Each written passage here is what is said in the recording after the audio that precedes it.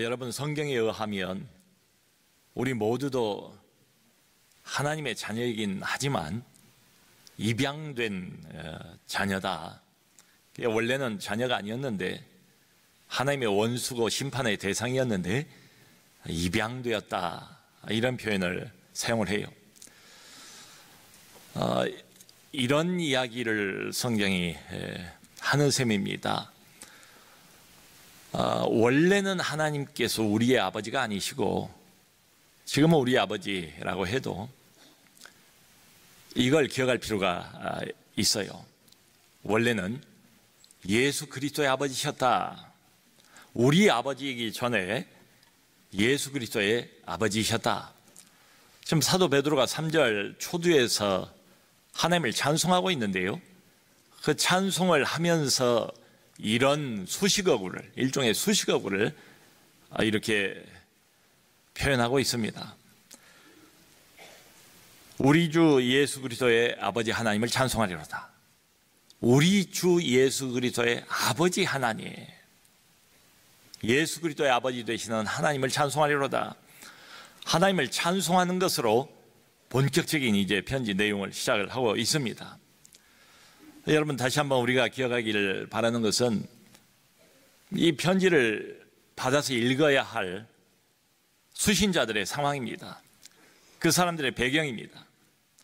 흩어진 나그네들에게 지금 편지를 쓰고 있습니다. 예수를 믿는다는 것 때문에 각종 어려움과 박해를 받고 있는 이런 사람들, 그런 사람들을 격려하기 위해서 쓴 편지입니다. 힘든 사람들에게 뭔가 소망을 주기 위해서 기록하고 있는 편지입니다. 여기 3절 뒤에도 보면 산 소망이 있게 하시며, 산 소망, 살아있는 소망, 죽은 소망이 아니고요, 효과 없는 머리로 내가 그냥 상상으로 가지고 있는 이런 소망이 아니고 살아있는 소망, 말 그대로 리빙 호프래요. 리빙 호프, 살아있대요. 효과가 있대요. 무력한 소망이 아니래요.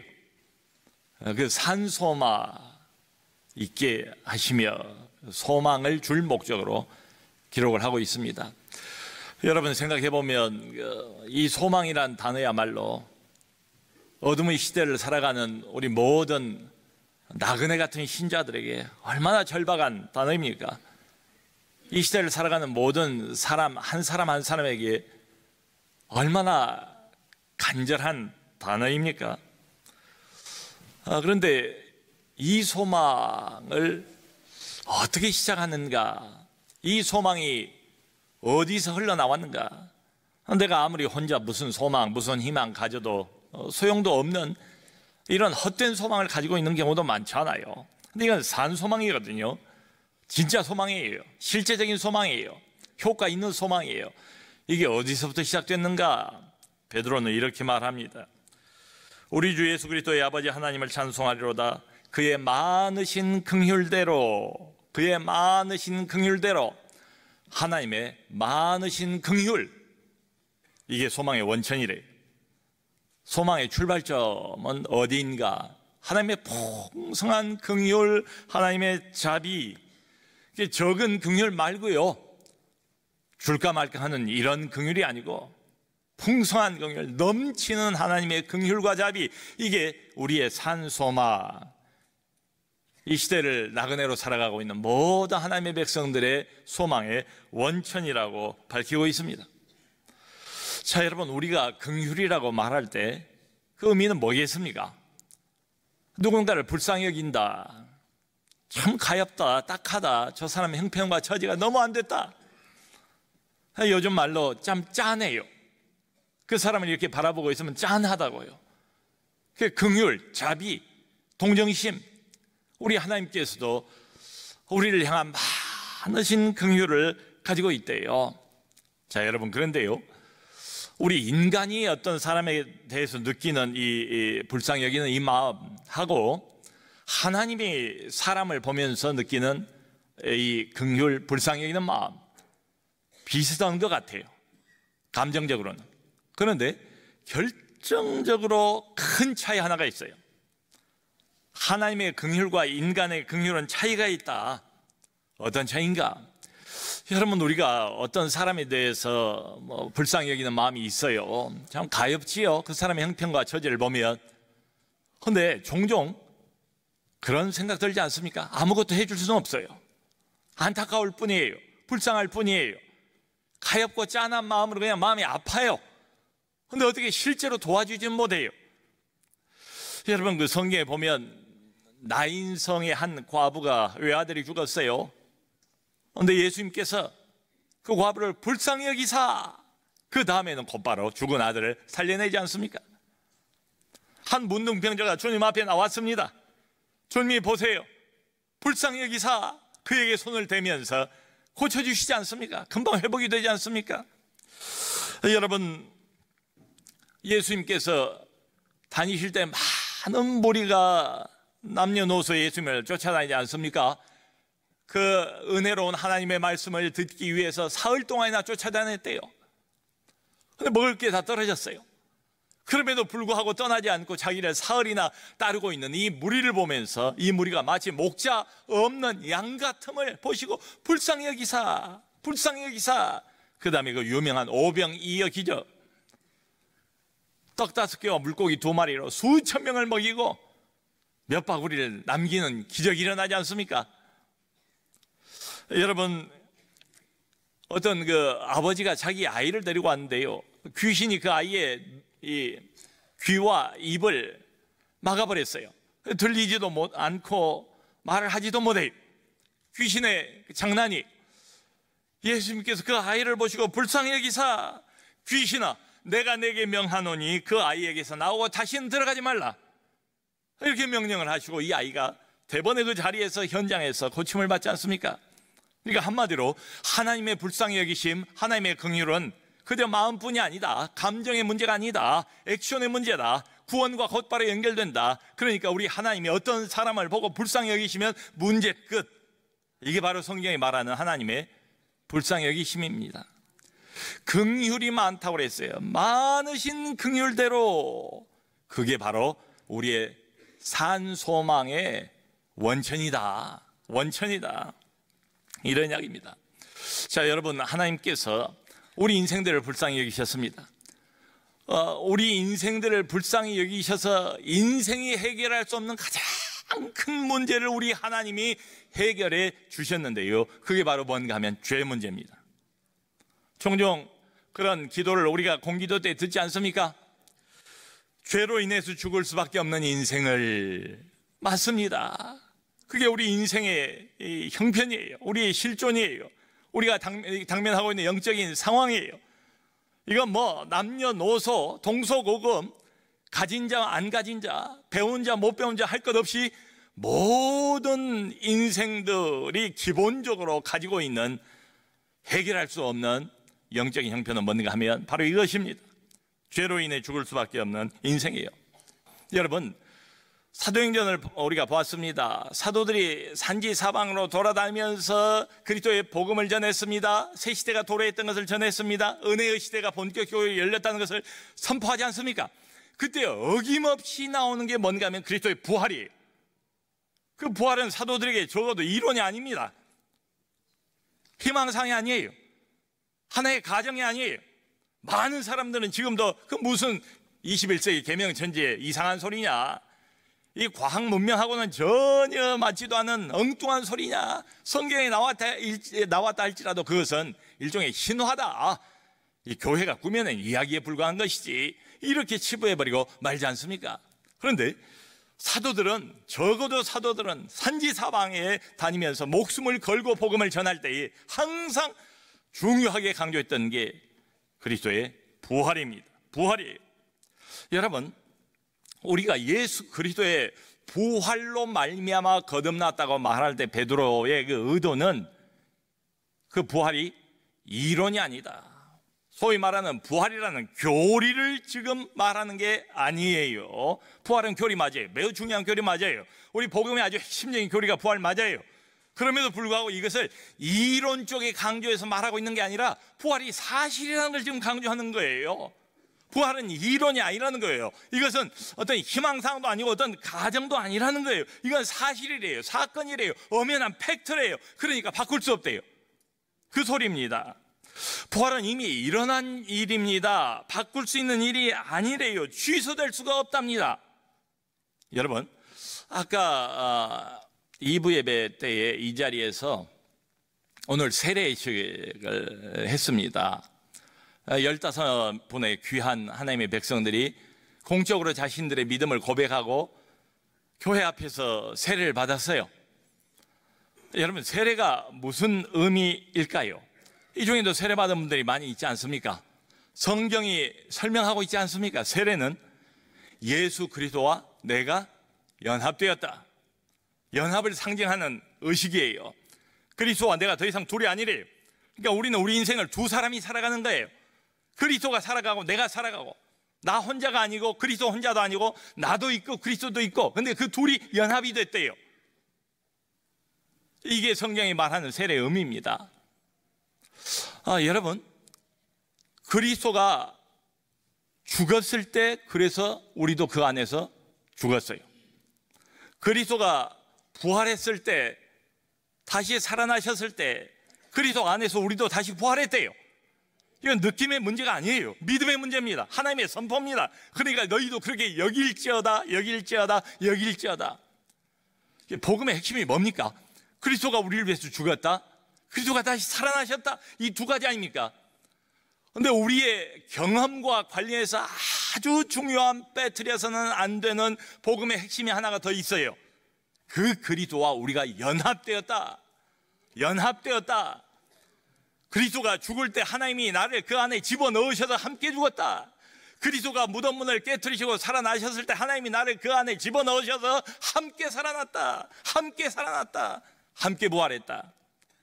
성경이 그게 우리의 영적인 사실이라고 말하고 있습니다. 그러므로 여러분, 베드로가 여기서 예수 그리스도의 부활로 말미암아 우리가 거듭났다, 이것은 무엇을 이야기하고 싶은가 하면, 그리스도의 부활이 사실이고 확실한 일이고 사건이고 취소될 수 없는 것처럼, 그렇다면 그리스도와 연합한 너희도, 너희의 거듭남도 사실이고 취소될 수 없고, 새 생명도 더 이상 취소될 수 없고, 너무너무 확실한 일이다. 이걸 이야기하고 싶은 겁니다. 어떤 신학자는 이렇게 표현을 했어요. 그러므로 이 구절에서 우리는 이렇게 말해야 된다는 거예요. 그리스도가 부활했을 때 우리의 새 생명도 확보되었다. 새 생명을 얻었으면, 거듭났으면, 내가 거듭났나 안 났나, 이때는 느낌이 난 것 같고 이때는 또 저 때는 느낌이 거듭 안 난 것 같고, 이러면 항상 헷갈립니다. 이게 굉장히 중요해요. 특별히 어렵고 박해를 받고 있는 이때에 나그네처럼 살아가는 신자들에게는 이게 굉장히 중요합니다. 자기의 정체성이 자꾸 흔들려요. 확신을 잃어버리기가 쉽거든요. 베드로가 하고 싶은 말은 그리스도가 부활했을 그때에 우리의 새 생명도 이미 확실하게 확보가 되었다. 여러분, 지금 박해를 받고 있는 신자들, 고통의 시간을 경험하고 있는 하나님의 자녀들에게 위로해주고 소망을 주려는 목적으로 쓰고 있지 않습니까? 그러니까 베드로가 하고 싶은 말이 이겁니다. 그리스도의 부활이 확실합니까? 그러면 당신의 거듭남도 확실한 겁니다. 새 생명도 확실한 겁니다. 그리스도의 부활만큼 확실한 겁니다. 그러므로 흔들리지 마세요. 당신의 영적인 외상은 확고부동한 것입니다. 이렇게 말하고 있는 셈입니다. 왜냐하면 이게 왜 중요한가 하면, 여러분, 어려울 때는 우리 신앙이 흔들려요. 우리의 정체성이 자꾸 희미해집니다. 우리가 좋을 때는 몰라도 힘이 들 때는 환경의 영향을 자꾸 크게 받게 돼 있어요. 사람은 환경의 동물 아닙니까? 그러니까 육체적인 고통, 정신적인 어려움, 이건 감각적이에요. 이게 물리적이에요. 육체가 와서 닿는데 아프지요. 정신적으로 내가 이 문제, 이 고통 때문에 힘들고 있는데 이게 사실 아닙니까? 부인할 수 없지 않습니까? 그게 크게 느껴질 수밖에 없어요. 그런데 하나님은 눈에 안 보이세요. 고통은 눈에 보여요. 문제는 눈에 보여요. 어려움은 코앞에 도사리고 있어요. 그건 느껴져요. 근데 하나님은 느껴지지 않아요. 하나님의 사랑도 느껴지지 않아요. 이럴 때는 마음이 흔들리지 않겠습니까? 이럴 때에 우리 나그네 된 신자들은 영적인 확신을 잃어버리게 됩니다.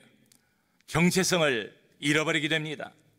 여러분, 실제로 그렇게 성령 충만했던 초대교회 때에 핍박이 오고 그 핍박의 강도가 점점 세지자, 핍박의 기간이 점점 길어지자 많은 사람들이 배교하지 않았습니까? 하나님에게 등 돌리지 않았습니까? 은혜는 은혜대로 받았지만은 너무 이게 고통스러운 거예요. 쓴뿌리가 나지 않겠어요? 뭐 자연스럽게 이런 의문이 생기죠. 하나님이 정말로 살아계시는 건 맞는가? 살아계신다면 그 하나님은 지금 어디 계시는 것인가? 하나님이 살아계시다면 하나님의 자녀인 나에게 이럴 수가 있는 것인가? 내가 하나님의 자녀 맞기는 한 것인가? 뭐 등등. 우리도 이런 의문들을 가질 때가 있지 않습니까? 초대교회 신자들도 마찬가지였다 이 말입니다. 지금 베드로는 그들의 시선을 자신들의 느낌에 맞추지 말라고 말하고 있는 셈입니다.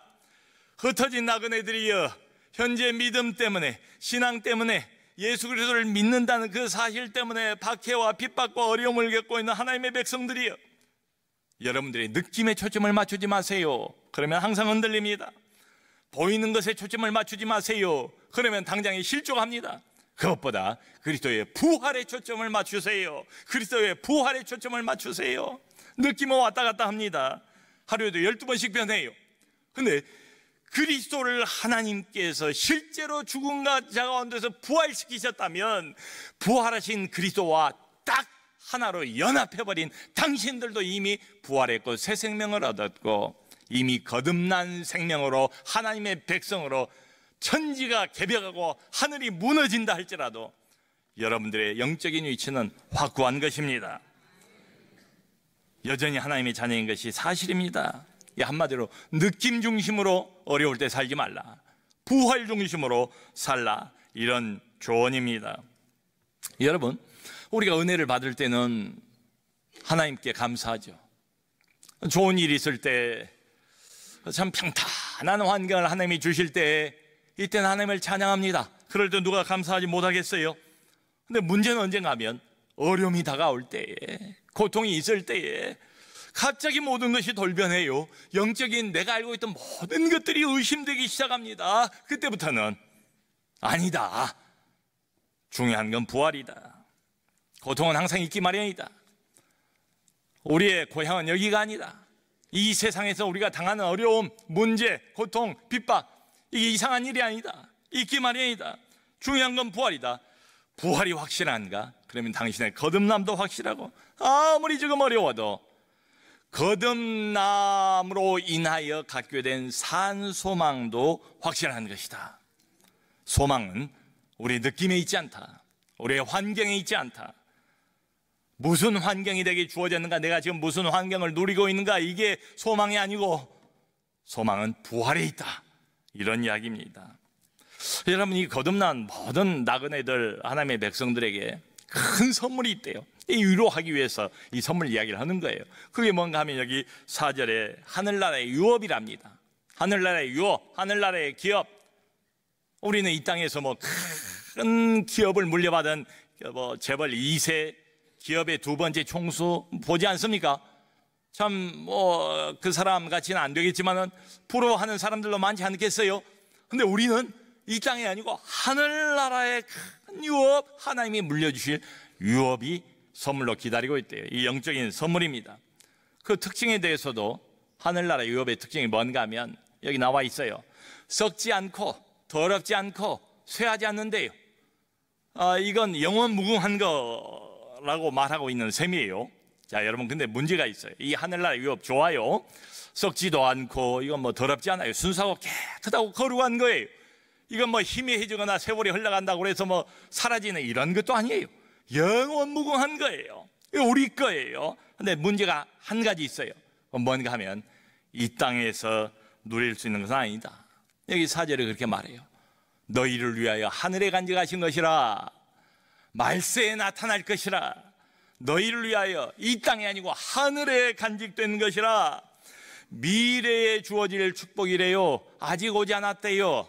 이 하늘나라의 유업은 약속이 됐대요. 보장은 돼 있습니다. 근데 아직 성취는 안 돼 있어요. 하나님이 우리에게 약속했어요, 분명히. 근데 아직 손에 쥐지는 못했어요. 우리의 목적지 하늘나라 가서 하늘 고향으로 돌아가서 영원 무궁한 그 나라에서 우리가 누릴 게 바로 하늘 유업입니다. 대신에 이 땅에는 뭐가 있는가? 나그네 된 자가 겪는 어려움, 나그네 된 자가 경험할 수밖에 없는 외로움, 모두가 다 넓은 길 가는데 나는 좁은 길 가야 되지 않습니까? 모두가 다 세상 방식대로 사는데 나는 하나님 방식대로 살아야 되지 않습니까? 이 땅을 나그네로 살아갈 수밖에 없는 신자들이 겪는 손해, 어려움, 고통, 그리고 손가락질, 비난, 핍박, 이런 것들이 우리의 몫이래요. 자, 여러분, 그러므로 우리 모든 이 땅을 나그네로 살아가는 신자들은 두 사이에 끼어 있습니다. 그래서 이제 흔히 이미와 아직이라고 말하지요. 이미 구원은 받았어요. 아직 구원이 완성은 안 됐대요. 이미 유업은 받았어요. 우리 건 맞아요. 근데 아직 누리지는 못하고 있대요. 그러면 여러분, 이 땅에서, 이 세상에서 세상 어둠과 싸워야 되고, 내 욕심과 싸워야 되고, 내 죄와 싸워야 되고, 그리고 어둠의 세상 임금과 싸워야 되고, 지금은 전투하는 중입니다. 누린 때가 아니에요. 전투가 아직 끝나지 않았습니다. 아주 거대한 전투가 지금 현재 실시간으로 진행 중이래요. 거대한 영적 전투. 제가 군대에서 군대 생활할 때 비상사태가 일어나면 군화를 벗지를 못합니다. 군화를 신은 채로 대기를 해야 돼요. 때로는 밤에 잠을 잘 때도 군화를 신고 자야 하는 경우도 있어요. 언제 무슨 전투가 일어날지 모르니까 항상 비상사태 대기를 하고 있어야 되지 않습니까? 아까 우리가 찬송을 불렀던 것처럼 내주는 강한 성이요, 마귀의 모략과 마귀와의 전투와 막강한 마귀와의 세력과 우린 세상의 임금과 싸워야 하는 그리스도의 군사들 아니겠습니까? 하늘나라의 유업이 보장은 돼 있어요. 근데 현실이 아직 되지는 못했어요. 이 세상에서 우리가 만나는 것은 수많은 함정들, 세상의 유혹들, 세상은 우리를 유혹하다가 되지 않으면 반대로 공격을 하기 시작합니다. 이런저런 세상과 어둠의 세력에 우리는 시달리면서 살아가지 않습니까? 그게 우리 신자의 당면하는 경험들입니다. 자, 그러므로 여러분, 아까도 찬송가에 나왔지만은 이 거대한 어둠의 세력, 마귀의 세력을 우리의 힘과 우리의 지혜 가지고 이길 수 있겠습니까? 우리 모두가 가지고 있는 IQ를 다 합쳐도 이 자를 당해낼 수가 없어요. 그는 사람이 아니에요. 인간이 아니에요. 하나님 다음에 막강한 지혜와 권세를 부여받은 자입니다. 그러면 여러분, 내 힘이나 내 노력만 가지고 이 싸움에 승리할 수 있을까요? 어림도 없지요. 우리의 대장 되시는 예수 그리스도라고 말하지 않았습니까? 하나님의 보호가 필요해요. 여러분, 우리 모두가 다 나그네 인생입니다. 험한 세상을 나그네로 살아가는 사람들이에요. 천국을 향해 가고 있는 사람들 맞아요. 그런데 중요한 메시지는 이겁니다. 혼자가 아니래요. 혼자 가는 길이 아니래요. 동반자가 있대요. 이 동반자는 사람이 아니래요. 사람이 아니니까 사람을 배반하지 않는데요. 나를 떠나지 않는데요. 나를 실망시키지 않는데요. 내 생각과 다르게 행동은 하셔도 그것도 나를 위한 거래요. 그리고 한 가지 더, 여러분, 그 하나님의 구름 기둥과 불 기둥을 성경에 계속 언급하지 않습니까? 그 하나님의 구름 기둥과 불 기둥이 내 주변을 감싸고 있대요. 내 인생을 지켜주고 있대요. 하나님의 큰 능력으로, 현지의 진행형으로 너희를 보호하고 계시느니라. 아멘. 이분은 졸지도 않으시고요, 주무시지도 않으시고요, 사시사철 1년 12달 매일 매시간 매분 매초 눈동자처럼 나를 지켜보고 계신다. 아멘. 이게 다 어디서부터 시작이 되는 일입니까? 긍휼이 많으신 하나님, 긍휼이 많으신 하나님, 나를 불쌍히 보시고 거듭나게 하시고 새 생명을 내게 주시고 산 소망을 주신 그 하나님. 여러분, 부활을 믿습니까? 부활이 사실입니까? 이론이 아니고 희망상이 아니고 사실입니까? 그러면 우리의 거듭난 생명, 하나님의 자녀로 지위가 확보된 것도 확고부동한 사실이고, 그러므로 산 소망도 사실입니다. 하나님의 능력으로 보호하심을 받고 있는 나그네 들인 우리들, 오직 한 가지, 하나님이 이런 분이라는 것을 믿고 하나님 자신의 능력으로 우리를 보호하고 계시고 지금도 인도하고 계시다는 것을 믿고 믿음으로 전진하는 우리 모두가 될 수 있기를 주님의 이름으로 축원합니다.